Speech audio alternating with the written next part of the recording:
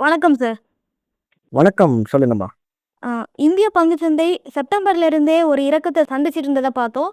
ஆனா, கடந்த 2 வாரங்களா ஒரு சின்ன அப் ட்ரெண்ட் பார்க்க முடிஞ்சது.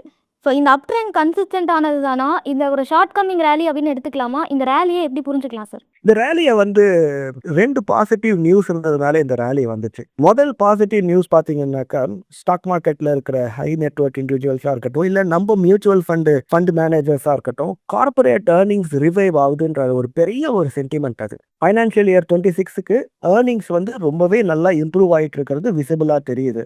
கார்ப்பரேட் எர்னிங்ஸ் இம்ப்ரூவ் ஆச்சுன்னா ஸ்டாக் மார்க்கெட் மேல போகும். ஒண்ண நல்லா புரிஞ்சுக்கணும். Stock market is a slave for corporate earnings or profit. அது ஃபர்ஸ்ட் ரீசன். செகண்ட் ரீசன் ஆப்வியஸா அந்த ஃபாரின் இன்ஸ்டிடியூஷனல் இன்வெஸ்டர்ஸ் அவங்க என்ன பண்ணியிருக்காங்க, அவங்களும் இப்போ கொஞ்சம் கொஞ்சமா வாங்க ஆரம்பிச்சிருக்காங்க. ஸோ அந்த ஒரு 2 ரீசன் என்ன பண்ணுச்சுனாக்கா, நெறைய ஒரு ஒரு சடன் ராலி, சர்ப்ரைசிங் ராலி, ஈவன் அது கொஞ்சம் ஷாக்கிங்னு கூட சொல்லலாம் அது. குளோபல் மார்க்கெட்ல நேத்து ஒரு முக்கியமான இன்சிடென்ட் நடந்தது. மிஸ்டர் டொனால்ட் ட்ரம்ப் வந்து ஆட்டோமேட்டிவ் சர்வீசஸ்க்கு 25% வந்து டாரிஃப் அனௌன்ஸ் பண்ணியிருந்தாரு. இது வந்து பெர்மனன்ட் தான், டெம்பரவரி கூட இல்ல அப்படிங்கிறதையும் உறுதிப்படுத்தியிருந்தாரு. ஸோ அதே மாதிரி இந்தியன் மார்க்கெட்ல அதோட இம்பாக்டையும் நம்ம ஒரு சில ஸ்டாக்ஸ்ல பார்க்க முடிஞ்சது. ஓவராலா இந்த அனௌன்ஸ்மெண்ட் என்ன மாதிரியான தாக்கத்தெல்லாம் ஏற்படுத்த போகுது சார்? ஒரு 15 நாளா அவர் அந்த ஒரு டாரிஃப், இந்த ட்ரேட் வார் பத்தின விஷயத்த சொல்லாம இருந்தாரு. அதுவுமே மார்க்கெட்டுக்கு ஒரு பாசிட்டிவ் நியூஸா தான் இருந்துச்சு. இப்ப என்ன பண்ணியிருக்காருனாக்கா, 25% அவரு இந்த டாரிஃப் விதிச்சிருக்காரு. Imported and light weight cars அப்படின்னு சொல்லக்கூடிய அந்த செக்மெண்ட்டுக்கு. இது நிச்சயமா ஒரு இம்பாக்ட் தான். அது பார்த்தீங்கன்னாக்கா, குறிப்பா நம்ம இந்திய பங்கு சந்தையில யாருக்கு இது ஒரு பெரிய ஒரு இம்பாக்ட்டா இருக்கும்னு பார்த்தீங்கன்னா, டாடா மோட்டார்ஸ். அவங்க தான் வந்து இந்த ஜாகுவார், லேண்ட் ரோவர்ன்னு சொல்லக்கூடிய அந்த ஒரு கம்பெனிய நடத்திட்டு இருக்காங்க. ஓன் பண்ணியிருக்காங்க. ஸோ அவங்களுக்கு இது ஒரு பெரிய ஒரு இம்பாக்ட்டா இருக்கும். மத்தபடி இந்திய பங்கு சந்தைக்கு இருக்கக்கூடிய அந்த ஒரு கம்பெனிக்கு இம்பாக்ட் இருக்குமானா இருக்காது. இது வெளியே இருக்கிற ஒரு கம்பெனிக்கு, எக்ஸ்போர்ட் பண்ற கம்பெனிக்கு மட்டுமே இம்பாக்ட் ஆனா கண்டிப்பா கிடையாது. இதனால பாதிக்கப்பட போறது நிச்சயமா யுஎஸ் மார்க்கெட்டும், யுஎஸ்ல இருக்கக்கூடிய அந்த ஒரு கன்சியூமர்ஸுமே தான்.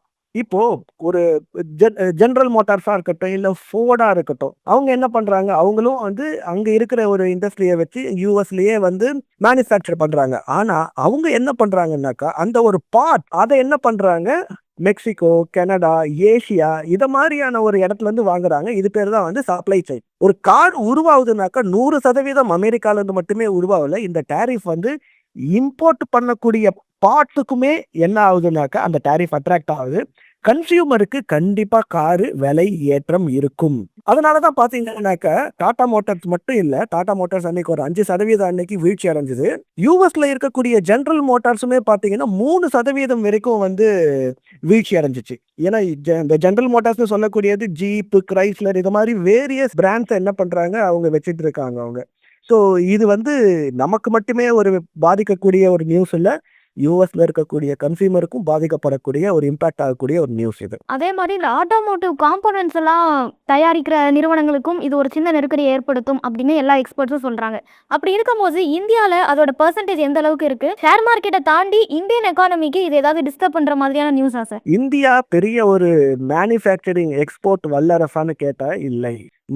மெஜாரிட்டியா பார்த்தீங்கன்னா Mexico, Canada, European union, China இத மாதிரியான ஒரு இடத்துல இருந்து தான் பெரிய ஒரு எக்ஸ்போர்ட்ன்றது மேனுஃபேக்சரிங்க்கு போயிட்டு இருக்கு. இந்தியால தேர் ஆர் சர்டைன் ரொம்ப கணிசமான அளவுக்கு இல்லாம சின்ன அளவுக்கு மைனாரிட்டி அளவுக்கு தான் போயிட்டு இருக்கு. பெரிய ஒரு இம்பாக்ட் கிடையாது. இவங்களுமே இது மட்டும் இல்ல. அந்த ஒரு டாரிஃப்க்கு யூரோப்பியன் யூனியனா இருக்கட்டும், இல்ல கனடா மத்த நாடுகளுமே ரிட்டாலியேட் டாரிஃப் வைப்பேன் அப்படின்னு சொல்றாங்க. இது ஒரு ஆக்ட் ஆஃப் வார் தான் இது. இதுல இந்தியாவோட இம்பாக்ட், நெகட்டிவ் இம்பாக்ட் ரொம்ப கம்மியா தான் இருக்கும்.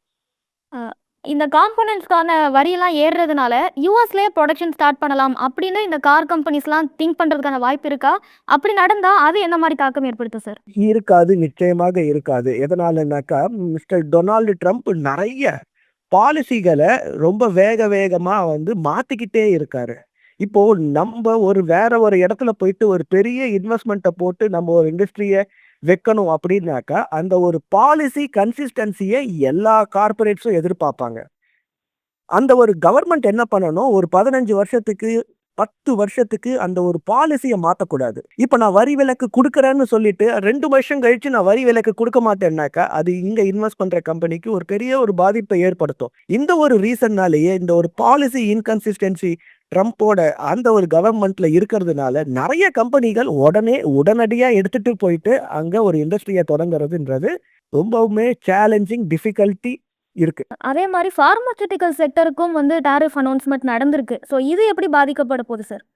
எல்லா செக்டார்லயும் அவர் இந்த மாதிரி டேரிஃபை இன்க்ரீஸ் பண்ணும்போது அமெரிக்கால இருக்கக்கூடிய இன்ஃப்ளேஷன் கண்டிப்பா மேல தான் போகும். இப்ப பாருங்க, காருக்கு அவங்க 10 லட்சம் கொடுக்குற காருக்கு இப்ப டேரிஃப் இன்க்ரீஸ் ஆயிடுச்சுன்னா 25% அப்படின்னா 12.5 லட்சம் கொடுக்கணும். யாரு வாங்குவாங்க அந்த காரை? 10 லட்சம் காரை 12.5 லட்சம் கொடுத்து யாரு வாங்குவாங்க?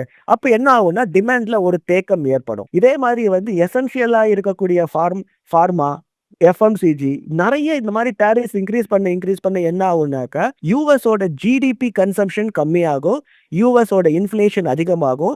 இது எக்கனாமிஸ்டுக்கு நல்லா தெரியும், இது பிரசிடென்ட் ட்ரம்ப்புக்கும் நல்லா தெரியும். அதனால பாத்தீங்கன்னாக்கா அவர் நிறைய இந்த மாதிரியான ஒரு டேரிஃப் எல்லா டிபார்ட்மெண்ட்லயும் கொண்டு வர மாட்டாரு. ஃபார்மால இப்போ ரொம்ப கம்மியா தான் இருக்காரு.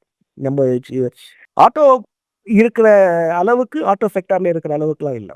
ஒரு ரீட்டைல் இன்வெஸ்டர் பொறுத்த வரைக்கும் இந்த 2 செக்டாரையும் இப்போ எப்படி அவங்க அணுகணும் சார்? கன்சியூமர் டிஸ்கிரிஷன் சொல்லக்கூடியது அது என்னன்னாக்கா, இப்போ கன்சியூமர் இப்போ உங்ககிட்ட எக்ஸ்ட்ரா ஒரு 1 லட்சம் ரூபாய் இருந்துச்சுனாக்கா நீங்க என்ன பண்ணுவீங்கன்னா, இருக்க இடம், சாப்பிட உணவு, உடுத்த உடை, இதை தவிர்த்து நீங்க என்ன பண்ணுவீங்க, கொஞ்சம் லேவிஷா அடுத்த கட்டமான கொஞ்சம் என்டர்டைன்மெண்ட் இல்லை கொஞ்சம் அதில் ப்ரீமியமான ப்ராடக்டை வாங்க ஆரம்பிப்பீங்க. அதுதான் கார். ஸோ இந்த ஏசி, வாஷிங் மிஷின், காரு இதெல்லாம் பார்த்தீங்கன்னாக்கா கொஞ்சம் ஒரு என்ட்ரி லெவல் லக்ஸுரின்னு சொல்லலாம்.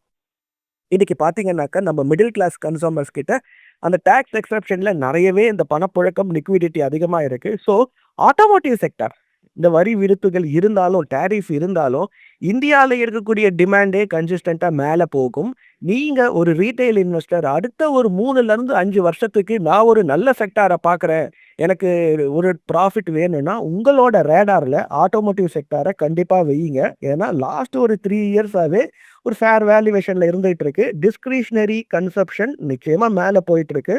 ஆட்டோமோட்டிவ் செக்டார் இந்தியாவில் இருக்கக்கூடிய டிமாண்ட்லேயே பார்த்தீங்கன்னா ஒரு நல்ல ஒரு ப்ராஃபிட்டை கொடுக்கக்கூடிய செக்டார். ஃபார்மா லாஸ்ட் கோவிடுக்கு 2020, 2021 அதுதான் இப்போ ஒரு பீக்கில் இருந்துச்சு. அதுக்கப்புறமா கொஞ்சம் அப்படியே மெலோடவுன் ஆகி இப்போ தான் 2024 எண்டில் இருந்து தான் அது கொஞ்சம் ரைஸ் ஆக ஆரம்பிக்குது. இன்னைக்குமே வேல்யூவேஷன் நல்லா இருக்கு. மேலும் ஈடி தமிழ் சேனல்ல வரப்போகும் பிசினஸ் மற்றும் அது ரிலேட்டடான வீடியோவை பார்க்க உடனே கீழே இருக்க சப்ஸ்கிரைப் பட்டனை கிளிக் பண்ணுங்க.